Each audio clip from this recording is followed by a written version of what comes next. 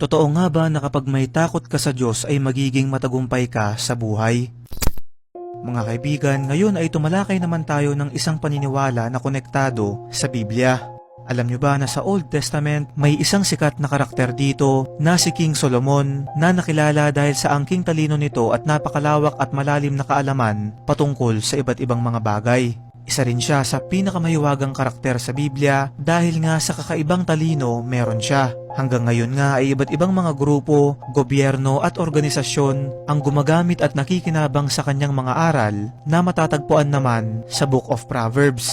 Ayon mismo kay Haring Solomon ay magsisimula raw ang kaalaman ng isang tao na siyang magbibigay sa kanya ng iba't ibang idea upang maging matagumpay sa buhay kapag meron itong takot sa Diyos.